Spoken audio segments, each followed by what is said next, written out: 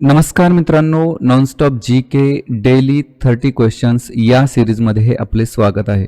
मित्रांनो, चालू घडामोडी ठीक आहे, चालू घडामोडी आणि जनरल नॉलेज याच्याशी रिलेटेड हा क्वेश्चन सेट आहे. यामध्ये ज्या प्रश्नांचं डिटेलिंग देणं आवश्यक आहे त्या सर्वांचं आम्ही इथं डिटेलिंग दिलेलं आहे. तर त्यामुळं हा प्रश्नसंच तुमच्यासाठी अत्यंत महत्त्वाचा ठरतो. 2022मध्ये ज्या काही एक्झाम होऊ घातलेल्या आहेत त्यांच्या दृष्टीने हा डेली 30 क्वेश्चनचा जो सेट आहे, ही जी सिरीज आहे अत्यंत महत्त्वाची सिद्ध होणार आहे तुमच्यासाठी. मित्रांनो, तुम्ही जर या सिरीजमधील अगोदरचे व्हिडिओ पाहिले नसतील तर नक्की पहा, त्याची लिंक डिस्क्रिप्शन बॉक्समध्ये देण्यात आलेली आहे. तर अधिकचा वेळ न घालवता स्टार्ट करूया. स्टार्ट करण्यापूर्वी जर तुम्हाला ही सिरीज आवडत असेल तर नक्की लाईक करा, कारण तुमची लाईक आमच्यासाठी खूप मोलाची आहे. आणि त्याचबरोबर तुम्ही जर या चॅनलवर नवीन असाल तर अवश्य सबस्क्राईब करा आणि बेल आयकॉनवर क्लिक करून ऑल नोटिफिकेशनचा पर्याय निवडा, म्हणजे आम्ही अपलोड करत असलेल्या प्रत्येक नवीन व्हिडिओची लिंक तुम्हाला लगेच मिळून जाईल, म्हणजे तुम्ही आमच्याशी अप टू डेट राहाल. चला तर स्टार्ट करूया. पहिला प्रश्न आहे बघा, खालीलपैकी कोणत्या पुस्तकाचे लेखन संजय बरू यांनी केले?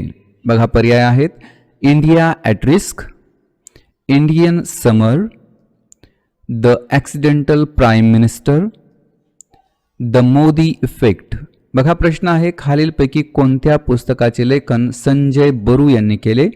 उत्तर आहे द ॲक्सिडेंटल प्राईम मिनिस्टर. ठीक आहे, द ॲक्सिडेंटल प्राईम मिनिस्टर या पुस्तकाचे लेखन संजय बरू यांनी केलेले आहे. तर जी इतर पुस्तके आहेत, India at risk, Indian summer, the Modi effect, ही कोणी लिहिली? तर बघा, जसवंत सिंह यांनी इंडिया ॲट रिस्क हे पुस्तक लिहिलेलं आहे. इंडियन समर हे पुस्तक जॉन रॉइट यांनी लिहिलेलं आहे. द मोदी इफेक्ट हे पुस्तक लान्स प्रिन्स यांनी लिहिलेलं आहे. आणि जसं की आपल्याला आता कळालेलं आहे आणि जवळपास माहीत आहे, द ॲक्सिडेंटल प्राईम मिनिस्टर हे पुस्तक संजय बरू यांनी लिहिले. मित्रांनो, पुढचा प्रश्न आहे, अधिवक्ता असताना थेट न्यायाधीशपदी निवड होणाऱ्या भारतातील पहिल्या महिला न्यायाधीश. बघा पर्याय आहेत: रूमा पाल, ज्ञानसुधा मिश्रा, तिसरा आहे इंदू मल्होत्रा, चौथा आहे सुजाता मनोहर. तर बघा, अधिवक्ता असताना थेट न्यायाधीशपदी निवड होणाऱ्या भारतातील पहिल्या महिला न्यायाधीश कोण आहेत? त्या आहेत इंदू मल्होत्रा. ठीक आहे, इंदू मल्होत्रा या अधिवक्ता असताना थेट न्यायाधीशपदी निवड झालेल्या भारतातील पहिल्या महिला होत. पुढील प्रश्न आहे, भारतात सध्या एकूण किती राज्यांमध्ये विधान परिषद अस्तित्वात आहे? महत्त्वाचा प्रश्न आहे, कारण याविषयी एक जम्बलिंग तुमच्या डोक्यामध्ये असू शकते, तर ती क्लिअर होईल. बघा प्रश्न अगोदर समजून घ्या की भारतात सध्या एकूण किती राज्यांमध्ये विधान परिषद अस्तित्वात आहे. तर बघा पर्याय: 5, 6, 7, 8. तर बरोबर उत्तर काय आहे? पर्याय क्रमांक बी, 6. सध्या भारतात एकूण राज्यांमध्ये म्हणजे एकूण 6 राज्यांमध्ये विधान परिषद अस्तित्वात आहे. तर मित्रांनो बघा की आंध्र प्रदेश, कर्नाटक, तेलंगणा, महाराष्ट्र, बिहार, उत्तर प्रदेश या राज्यांमध्ये, या एकूण 6 राज्यांमध्ये विधान परिषद आहे. आणि ओडिशा राज्य सरकारने विधान परिषदेसंबंधीचा जो ठराव आहे तो संमत केलेला आहे, परंतु आणखी इथे ओडिशामध्ये विधान परिषद अस्तित्वात नाही आलेली आहे. तर सद्यस्थितीमध्ये आंध्र प्रदेश, कर्नाटक, तेलंगणा, महाराष्ट्र, बिहार आणि उत्तर प्रदेश या राज्यांमध्ये विधान परिषद आहे. पुढचा प्रश्न, प्लास्टिक पिशव्यामुक्त दर्जा प्राप्त करणारे भारतातील पहिले राज्य कोणते? उत्तर प्रदेश, महाराष्ट्र, सिक्कीम, हरियाणा. तर उत्तर काय आहे? उत्तर आहे सिक्कीम. सिक्कीम हे राज्य भारतातील पहिले असे राज्य आहे ज्याला प्लास्टिक पिशव्यामुक्त दर्जा प्राप्त झालेला आहे. पुढचा प्रश्न आहे मित्रांनो, खालीलपैकी कोठे जागतिक आर्थिक मंचाचे मुख्यालय आहे? पर्याय आहेत: वॉशिंग्टन, बीजिंग, पॅरिस आणि जिनिव्हा.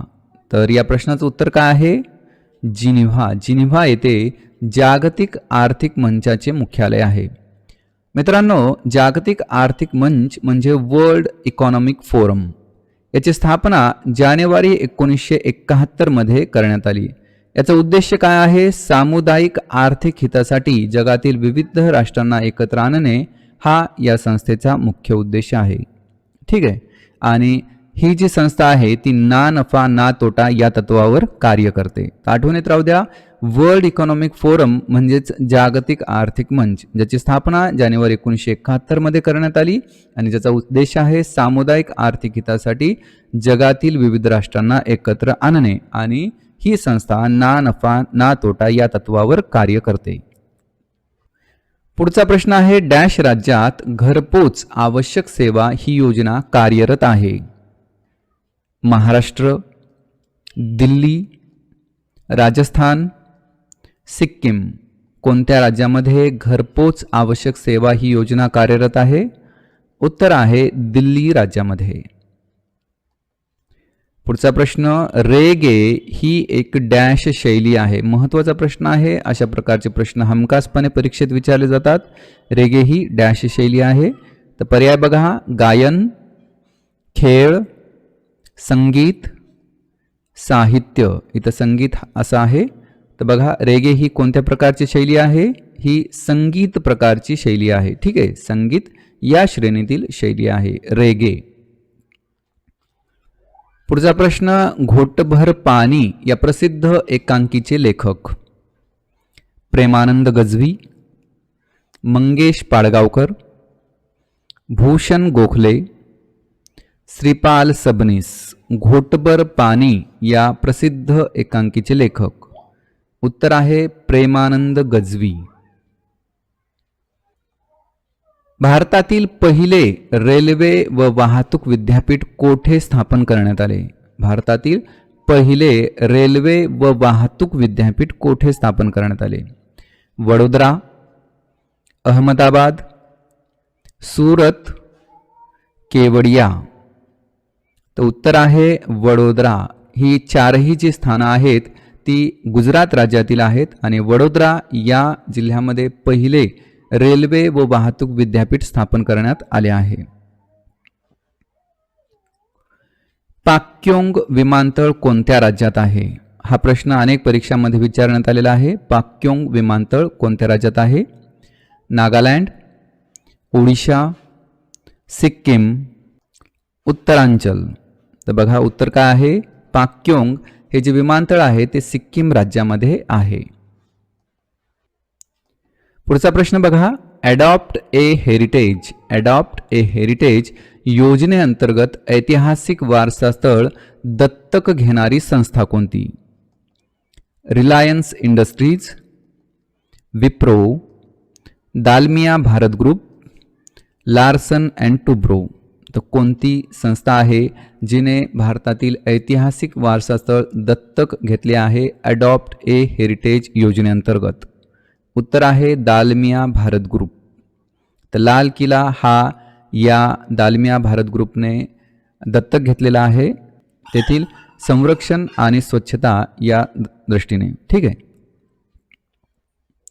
पुढील प्रश्न आहे, योग्य जोडीचा पर्याय निवडा. बघा, सोनेरी तंतुक्रांती कापूस उत्पादन, श्वेत क्रांती दूध उत्पादन, गोल क्रांती अंडी उत्पादन, करडी क्रांती करडई उत्पादन. तर इथे योग्य जोडी निवडायची आहे. तर कोणती जोडी योग्य आहे? योग्य जोडी आहे श्वेत क्रांती दूध उत्पादन. तर बघा, सोनेरी तंतुक्रांती ही तागाशी रिलेटेड आहे, गोल क्रांती ही बटाट्याशी रिलेटेड आहे, करडी क्रांती ही खतांशी रिलेटेड आहे आणि श्वेत क्रांती ही दूध उत्पादनाशी रिलेटेड आहे. तर या जोड्या तुम्ही चांगल्या आठवणीत ठेवा. बघा प्रश्न आहे, अर्थ आवर या संकल्पनेचा उगम कोणत्या देशात झाला? Bharat, France, Australia, Norway. बरोबर उत्तर काय आहे? बरोबर उत्तर आहे ऑस्ट्रेलिया. ऑस्ट्रेलिया या देशात अर्थ आवर या संकल्पनेचा उगम झाला. तर अर्थ आवर संकल्पनेच्या माध्यमातून विशिष्ट कालावधीसाठी जे लाईट आहे अख्ख्या जगातली किंवा देशातली ती बंद ठेवण्याचे आवाहन केले जाते. बघा पुढचा प्रश्न आहे, नदी खोऱ्यांचा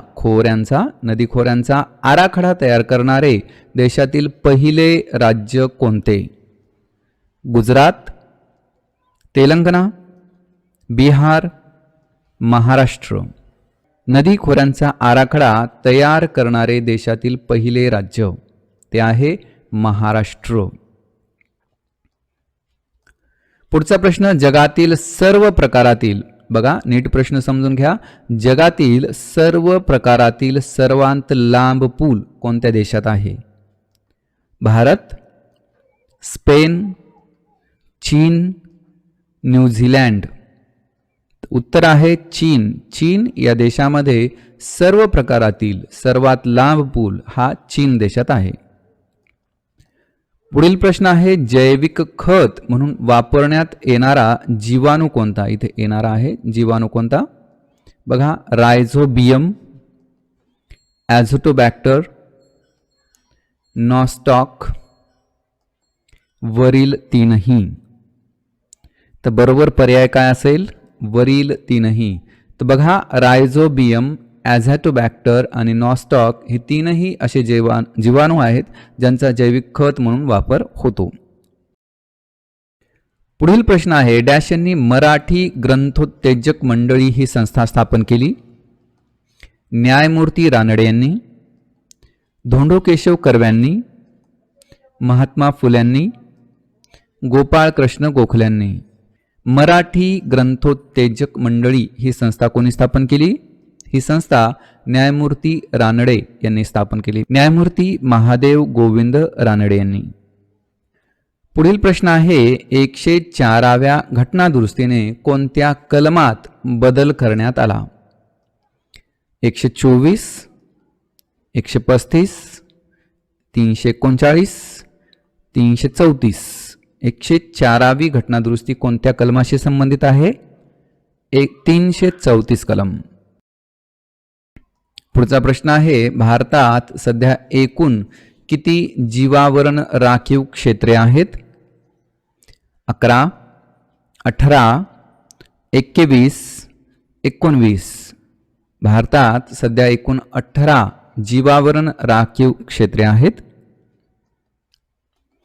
पुढचा प्रश्न, महाराष्ट्रात पहिला मेगा फूड पार्क कोठे निर्माण करण्यात आला? वाहेगाव, देगाव, कारेगाव, धनगाव. बरोबर उत्तर देगाव. देगावच्या परिसरात पहिला मेगा फूड पार्क निर्माण करण्यात आला महाराष्ट्रात. तर आठवणीत राहू द्या मित्रांनो, देगाव हे सातारा जिल्ह्यात आहे. वाहेगाव व धनगाव पैठण तालुक्याअंतर्गत येतं. येथे दुसरा मेगा फूड पार्क उभारण्यात आला आहे आणि तिसरा मेगा फूड पार्क हा वर्धा जिल्ह्यामध्ये नियोजित आहे. बघा पुढचा प्रश्न आहे, स्टॅच्यू ऑफ युनिटी हा जगातील सर्वांत उंच पुतळा डॅश रिश्टर स्केलचा भूकंपाचा हादरा सहन करू शकतो? बघा पर्याय आहेत 6.0, 6.5, 5.0, 7.2. तर किती रिश्टर स्केलचा भूकंपाचा हादरा सहन करू शकतो हा पुतळा? बरोबर पर्याय आहे 6.5 रिश्टर स्केलचा भूकंपाचा हादरा सहन करण्याची क्षमता स्टॅच्यू ऑफ युनिटीमध्ये आहे. तर हा कोणाचा पुतळा आहे? सरदार वल्लभभाई पटेल यांचा पुतळा आहे. हा पुतळा कोणत्या बंदरात आहे? तर साधू बेटावर. ठीक आहे, बंदर नाही तर बेट. तर साधू बेटावर हा स्टॅच्यू ऑफ युनिटी पुतळा आहे. पुढचा प्रश्न, चुकीची जोडी कोणती? चुकीची जोडी इथे ओळखायची आहे. भूपेन हजारिका सेतू लोहित नदी, राजीव गांधी सागरी पूल माहिम खाडी, बोगीबिल पूल नर्मदा नदी, महात्मा गांधी सेतू गंगा नदी. तर इथे चुकीची जोडी ओळखायची आहे. तर चुकीची जोडी इथं आहे बोगीबिल पूल, जो की नर्मदा नदीवर नाही, तो ब्रह्मपुत्रा नदीवर आहे. तर आठवणीत राहू द्या, भूपेन हजारिका सेतू हा लोहित नदीवर आहे. राजीव गांधी सागरी पूल माहिम खाडीच्या परिसरात आहे. महात्मा गांधी सेतू हा गंगा नदीवर आहे. आणि बोगीबील पूल हा ब्रह्मपुत्रा नदीवर आहे. बघा पुढील प्रश्न आहे, धोक्यात असलेल्या आणि संरक्षित प्रजातींच्या संवर्धनासाठी राष्ट्रीय वन्यजीव जनुकीय संसाधन बँकेची स्थापना कोठे करण्यात आली? चेन्नई, हैदराबाद, नवी दिल्ली, पणजी. तर उत्तर आहे हैदराबाद शहरात राष्ट्रीय वन्यजीव जनुकीय संसाधन बँकेची स्थापना करण्यात आलेली आहे. तर मित्रांनो, national wild life genetic resource bank असे याला इंग्रजीत म्हणतात. अशा प्रकारची ही पहिलीच बँक आहे जिची स्थापना हैदराबादमध्ये करण्यात आलेली आहे, देशात करण्यात आलेली आहे. बघा पुढचा प्रश्न आहे, डॅश या विमानवाहू युद्धनौकेचे वास्तू संग्रहालयात रूपांतर करण्यात आले आहे. बघा पर्याय आहेत, विराट, विक्रमादित्य, जलाश्व, केसरी. तर बरोबर पर्याय आहे विराट. विराट ही जी विमानवाहू युद्धनौका आहे किंवा होती तिचं आता वास्तू संग्रहालयात रूपांतर करण्यात आलं आहे. बघा पुढचा प्रश्न आहे, विद्युत वाहन धोरण ज्यालाच इलेक्ट्रिसिटी व्हेकल पॉलिसी असं म्हणतात, तर हे धोरण संमत करणारे भारतातील पहिले राज्य कोणते? कोणते आहे? महाराष्ट्र, उत्तर प्रदेश, तेलंगणा, कर्नाटक. विद्युत वाहन धोरण संमत करणारे भारतातील पहिले राज्य कर्नाटक. पुढचा प्रश्न, लॅन्सेट हे नियतकालिक कोणत्या क्षेत्राशी संबंधित आहे? लॅन्सेट हे नियतकालिक कोणत्या क्षेत्राशी संबंधित आहे? आर्थिक, राजकीय, सामाजिक, आरोग्य. बरोबर उत्तर आहे आरोग्य क्षेत्राशी संबंधित आहे लॅन्सेट. ठीक आहे. भारतात सर्वप्रथम कोणत्या राज्यात निपाह विषाणू आढळला? महाराष्ट्र, पश्चिम बंगाल, केरळ, उत्तराखंड. भारतात सर्वप्रथम निपाह विषाणू कोणत्या राज्यात आढळला? तर बरोबर उत्तर आहे केरळ राज्यामध्ये. तर मित्रांनो बघा, हा जो निपाह विषाणू आहे तो RNA विषाणू आहे आणि हेनिपा व्हायरस समूहातील आहे. 1998 मध्ये मलेशियातील कुंपुंग सुंगई निपाह परिसरात हा सर्वप्रथम आढळला आणि म्हणून या व्हायरसला निपाह व्हायरस असे नाव देण्यात आले. 2004 मध्ये याचा प्रसार बांगलादेशात झाला आणि 2018 मध्ये केरळमधील कोझिकोड आणि मल्लापूर या 2 शहरात या व्हायरसने धुमाकूळ घातला. तर याचा जो कारक जो आहे ज्यामुळे हा निपाह विषाणू बाधित होतो इतरांना, त्याचं कारण आहे वटवाघूळ. ठीक आहे. बघा पुढचा प्रश्न आहे, क्रू इस्केप सिस्टीम बनवणाऱ्या देशांचा योग्य पर्याय निवडा. बघा पर्याय आहेत अमेरिका, रशिया, फ्रान्स, चीन. Russia, France, America, Bharat.